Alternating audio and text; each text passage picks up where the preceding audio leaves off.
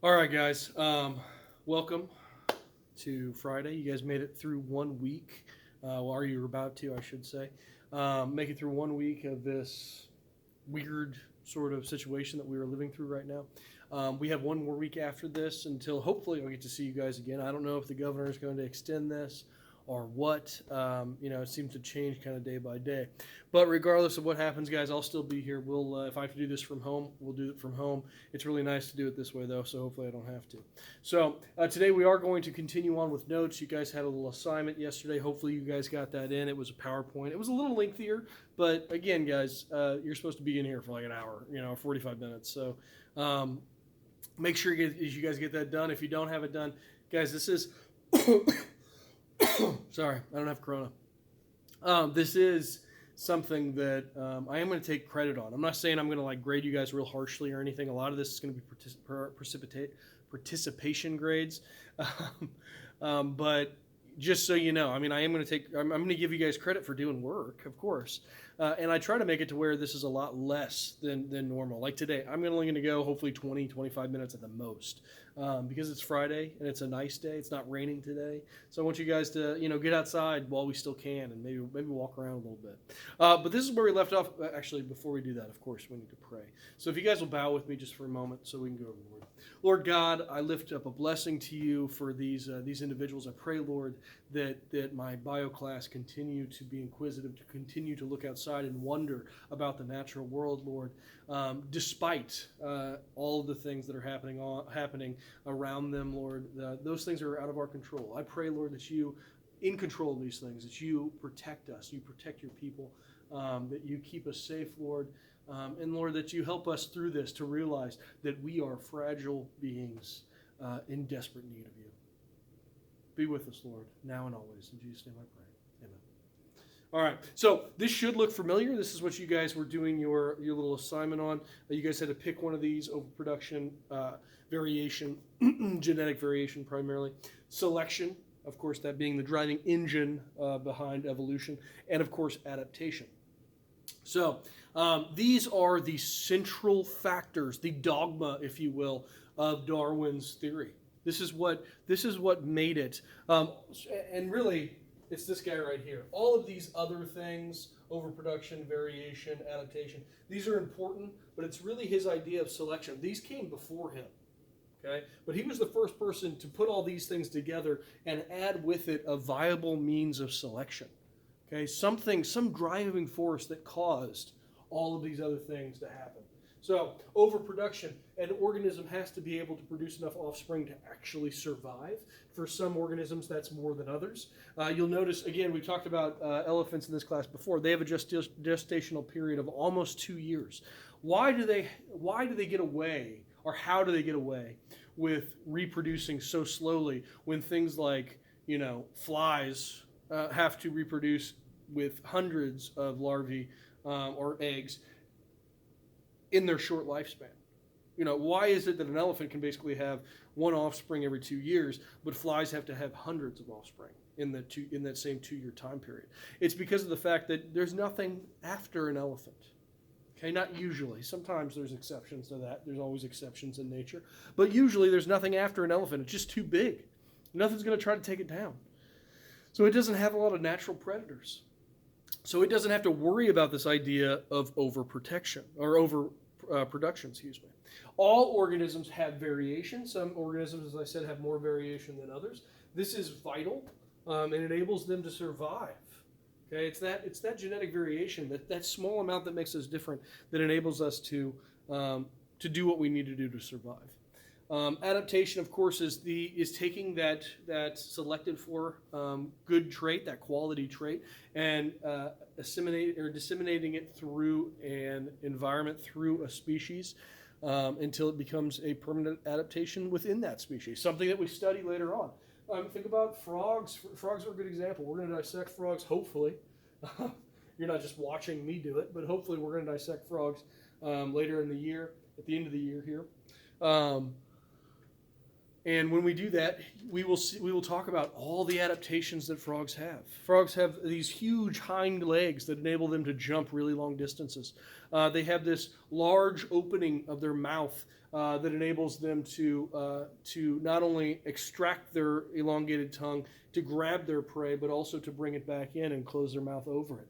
They have these shields literally over their eyes so that they can see underwater while still protecting the vital organs of their eyes. All of these things are adaptations that a leopard frog has been able to accumulate over the millions of years that it's existed. And those have all helped it to survive and thus reproduce. Okay, so today we're going to talk a little bit about fossils, kind of continuing on, because one of the things I told you guys, one of the things that Darwin used, I told you he used other sciences to understand his theory. One of the sciences that he used was a budding science. It was a brand new science at the time. It was called geology. And in geology, you're studying the age of the Earth and how organisms have passed through the Earth. And one of the main ways that you study geology through archaeology, or not through archaeology, through paleontology and other disciplines, but still all within the same realm of geology, is you study the fossil record. The fossil record was really key and is still key to the understanding of evolution because it's our only view into the past. Quite literally. It's our only way of looking back into the past. Nobody has been able to survive the thousands, if not millions, if not billions of years that the Earth has existed. So the only way that we can kind of peek into that rich history is to look at the fossil record. And that is not, trust me, it is an incomplete, horrible way to do it, but it's the only way that we have. So let's go ahead and learn a little bit about fossils. I don't know if we're going to watch this whole thing. It's kind of long. It's about 10 minutes. Of course, this is not my video. I do not take any rights to it. It's a sci-fi video. They're awesome. Cool to be able to point at a fossil and know that it's the first, say, plant or four-legged creature or insect. But identifying the first anything in the fossil record is hard for a few reasons. First, the fossil record is patchy because things only fossilize by chance. And we haven't found all the fossils there are to find. We could find a new oldest mammal or oldest insect tomorrow. Second, scientists like to group animals by their evolutionary relationships to each other. It's especially important for these groups to have a single ancestor. So, for example, the group mammals includes me, platypuses, and the ancestor we have in common, plus everything in between. When we find an ancient creature, it's hard to know for absolute certain if we found that mysterious ancestor or just an offshoot of the ancestor's lineage, a cousin. So what we think is the first reptile could be an animal that was related to reptiles, but wasn't actually their ancestor at all. Finally, there's no person in charge of declaring one fossil or another to be the official first thing of its kind. That's left for scientists to debate, and they don't always agree because it's hard to tell. Evolution is a gradual process, and there's no easy way to distinguish the last thing that is not a bird from the first thing that is a bird. But with all that said, here are some of the first fossils of their kind that we know of. Number 1. First evidence of life. The oldest fossils are really, really old. To find them, you have to find the oldest rocks in the world. The oldest rocks in the world are in Australia, and the oldest fossils are 3.5 billion-year-old bacterial colonies known as stromatolites. A stromatolite is a structure similar to the ones made by some of today's Australian bacteria. It looks like an unassuming lump of rock, but because the bacteria grow layer by layer and trap the minerals as they do, stromatolites have a characteristic striped pattern. These are the oldest fossils we've ever found, but there are traces of what could be life that go back even earlier. Rocks don't last forever. They're always being melted down or smashed or some combination of the two. But tiny crystals called zircons are much tougher than regular rock and can get incorporated into new rocks when old ones are destroyed. Scientists have identified zircons from 4.1 billion years ago that contain traces of carbon, and the chemistry of this carbon is consistent with biological activity. Which is weird because for a long time, scientists thought that life couldn't have existed more than 3.8 billion years ago because there were too many asteroids crashing into Earth all the time. So, if researchers confirm that these 4.1 billion-year-old zircons contain traces of life, we might have to revise our view of early Earth. Number 2. First vertebrate. I'd really like to show you the first vertebrate known to science, an animal with a backbone, but scientists actually have no idea what the first vertebrate was. When it comes to early vertebrates, the fossil record is especially spotty. The earliest vertebrates didn't have mineralized bones, so there were no hard parts to fossilize. What few soft tissue fossils we have tend to look like squashed blobs, and blobs are difficult to interpret, even for paleontologists with 3D modeling systems. We do have a few milestone blobs. Pikaia was long thought to be the ancestor of all vertebrates, but its status isn't universally accepted. Hycuichthys, Meloconingia, and Metasprigina, all from 520 million years ago, seem to be either early vertebrates or something very close. Based on these fossils, we can guess what the first vertebrate would have looked like. It would have had eyes that faced forward and up and a long fin along the midline of its body. It had no jaw and was a mere few centimeters long. Pretty humble start for the diverse vertebrates we know today. Number 3. First, crustacean. Crustaceans are animals made up of 3 segments with a hard exoskeleton and eyes on stalks. Today's crustaceans include crabs, lobsters, and shrimp. But the earliest crustacean fossils come from a famous deposit called the Burgess Shale, which represents a huge boom of animal diversity from way back in the Cambrian period, more than 505 million years ago, known as the Cambrian Explosion. From it, we know that many types of animals that are still around, like crustaceans and the early ancestors of vertebrates, had already evolved by 500 million years ago. That's a long time for a group of animals to last. Of the crustaceans in the Burgess Shale, the best known is Canidaspis. We have literally thousands of specimens. This is unusually good luck as fossils go, because more fossils mean that all the interesting features are more likely to be preserved. So scientists are quite sure this one's a crustacean based on the structure of its head. It had eyes on stalks and a hard shell, just like modern crustaceans. Number 4. First land plant. The earliest known plants on land came after the earliest crustaceans and had no stems or roots. They looked like modern liverworts, and they lived 472 million years ago. Plants didn't always fossilize well, but the spores of these early plants were nearly indestructible. Scientists in Argentina found fossilized spores in local sediment, and when they dissolved the sediment to recover them, they found that the spores represented multiple genera, or groups of species. That means these liverworts had already had some time to evolve and diversify. They probably first appeared on land 10 or 20 million years before these spores were made, maybe even earlier. 472 million years is a surprisingly long time ago. The next oldest plant spores ever found are similar, but they're 10 million years younger and found far from Argentina in the Czech Republic and Saudi Arabia. Number 5. First-jawed fish. Jaws were a major evolutionary innovation, but both heads and backbones came first. The earliest fish with jaws were called placoderms, and they ruled the seas between 430 and 360 million years ago. They had huge bony plates around the outsides of their heads, making them look like armored submarines from the front. But the armor only extended part of the way down their bodies, and their tails were bare or only lightly covered with scales. Most placoderms had simple jaws, but there's one that looked a little more advanced. Entelognathus, which lived 419 million years ago, evolved a jaw structure that looks like the complex arrangement found in bony fish and all their descendants. Biologists aren't sure whether this means Entelognathus is the ancestor of all bony fish or if they evolved the pattern independently from bony fish, but it does seem to be the first fish with a modern face. Number 6. First insect. The oldest fossil of a creature we can be sure is an insect comes from Scotland. It's called Rhyniagnatha. Rhyniagnatha lived between 407 and 396 million years ago, and it can be identified as a true insect based on the shape of its jaws. In fact, its jaws specifically resemble those of a winged insect, so it's possible that flight had already evolved like 400 million years ago. But since the only Rhyniagnatha fossil we have is partial and doesn't include wings, we can't be sure if it could fly. But this does mean insects probably evolved well before Rhyniagnatha. We know that plants had already begun to colonize the land by the Silurian period, about 438 million years ago, and it's likely that insects were a part of these earliest land-based ecosystems. Number 7. First tetrapod. Everything that walks on 4 legs, or later learned to walk on 2, has a common ancestor. This group of animals is called tetrapods, or 4-footed creatures. Many early tetrapods look like something that's halfway between an amphibian and a fish, which isn't too surprising because that's pretty much what they are. 2 of the earliest tetrapods are closely related specimens that go back 375 million years. Elgenerpetin and Overproduction. Overproduction was initially thought to be a fish, but analyzing its head together with Elgenerpetin showed them both to be early tetrapods. But there's evidence that tetrapods may be 20 million years older than these two. A set of fossilized footprints in Poland is 395 million years old, and they were made by a 4-footed creature. We don't know much about this animal, but it may have been surprisingly big and stocky at 2.5 meters in length, which probably means it had been walking for a while, and the later fishy forms of 4-footed life weren't the first to come out of the ocean. Number 8. First reptile. The first reptile was also the first amniote, a group of creatures that evolved eggs that didn't need to be kept in water. This allowed animals to finally cut the tie binding them to the water and live on land completely. Reptiles, birds, and mammals are all amniotes. The earliest reptile ever found is called Hylonomus. It lived 315 million years ago in what is now North America. It was small, only about 20 centimeters in length, and looked more or less like a modern lizard.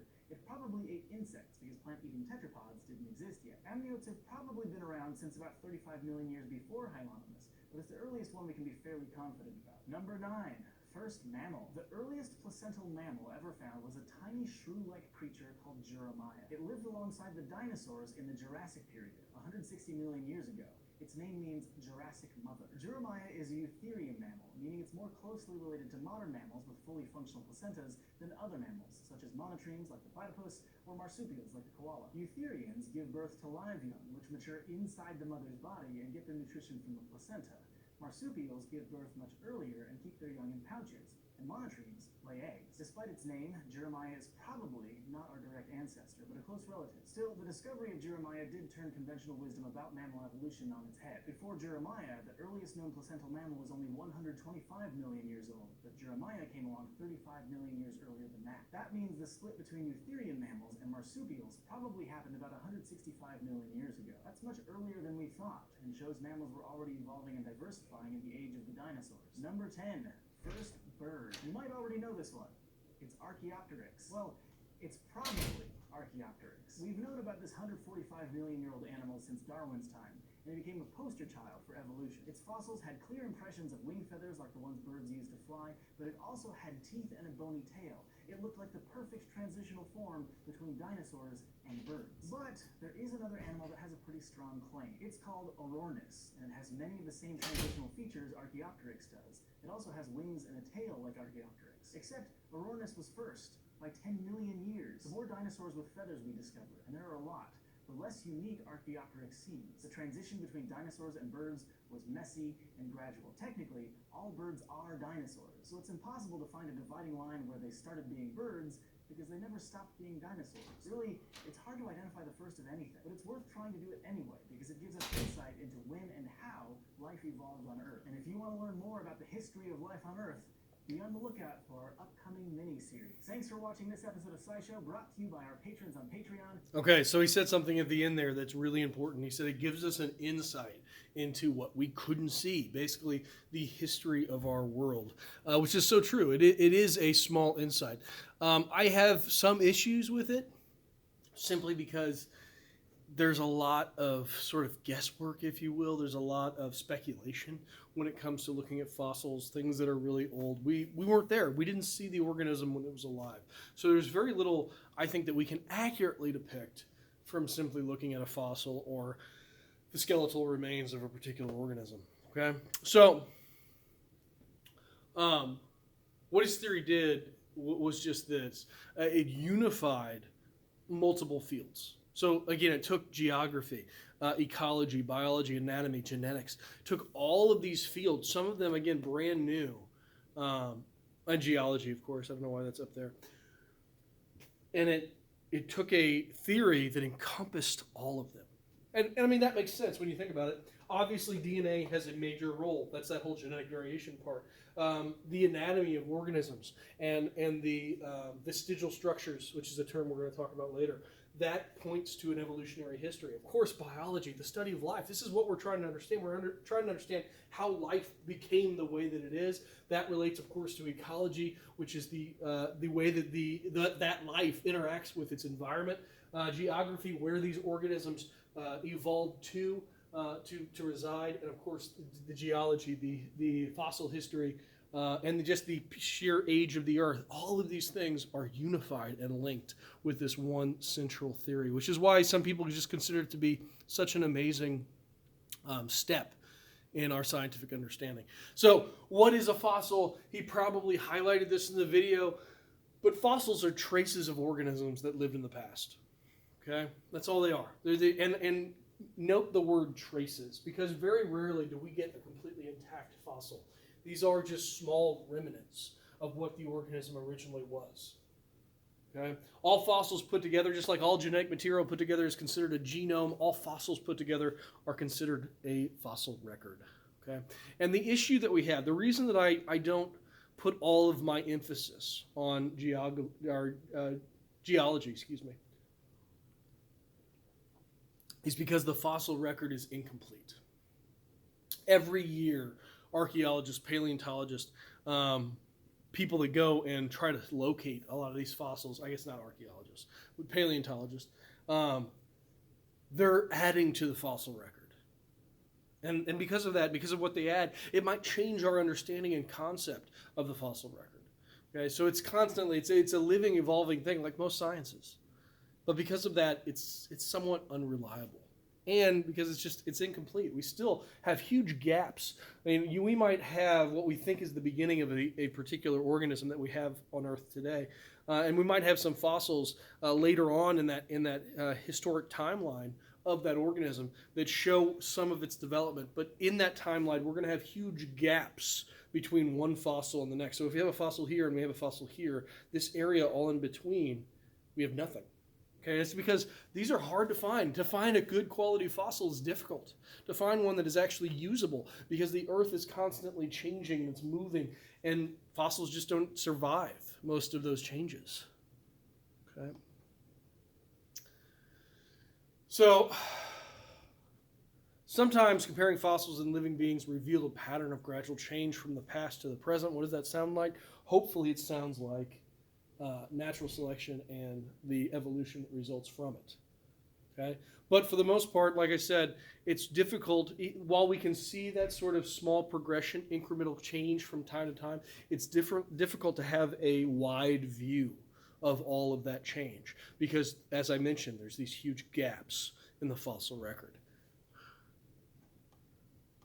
But I'm going to show you some of these. We're going to do this activity probably next time, so you guys don't need to worry about it until then. So some things that I want you guys to understand. First off, individuals do not evolve. Okay, this is key. We talk about evolution, we talk about change over time, but it's a very narrow, or I shouldn't say that, it's a very broad definition. But it gives some people the false idea that an individual can change over time. Listen, I am Mr. Eddie. I'm not going to evolve into something else. Okay, this is where that whole idea of like the X-Men or mutants, things like that, they break down a little bit because you can't have an adaptation that only affects one individual. Okay, you can have a small change in an organism, but that doesn't mean that the organism has evolved. It just means that the genetic structure had an anomaly in it that enabled them to alter the way that they did something. Okay, and then that gets passed on. Again, I'm always going to be Mr. Eddie. There might be small genetic defects or maybe even changes in my DNA, but for the most part, I'm always going to be Mr. Eddie. There's no way that I'm going to evolve as a single individual. Evolution occurs via populations, so it's large groups of organisms that are going to evolve slowly over time. The other thing... Do they see you right now? No, I'm recording this. Oh, hey, hi, kids. Mr. Slaughter wanted to say hi to you guys. No, this is going to go on YouTube, and then they'll all view it. Anyway, the other thing that I want you guys to kind of pinpoint is this idea of survival of the fittest. So that is a key term and a key understanding of Darwin's theory, but it's not always true. Not every variation selected upon is the fittest. Okay, and the example that I use with this is mate choice primarily. There are sometimes preferences in one of the genders of that species, usually it's the female, that will select for a particular trait. Prettiness in males, okay, which sounds counterintuitive to us because usually it's the girls that are considered pretty, the boys are ugly. Very true. But like when you think about ducks, for my duck hunters out there, a male duck, a mallard, is going to have, or a green sometimes that they're referred to as, it's going to have this headgear. It's going to have this beautiful plumage of feathers of different colors on its head and its back. There's what's called, I think it's called pinpoint ducks, where they have this beautiful kind of sweeping feather pattern on their back that goes to a point at the end of their tail. Really pretty, really attractive. Okay, people usually when they shoot those ducks, sometimes they'll actually mount them.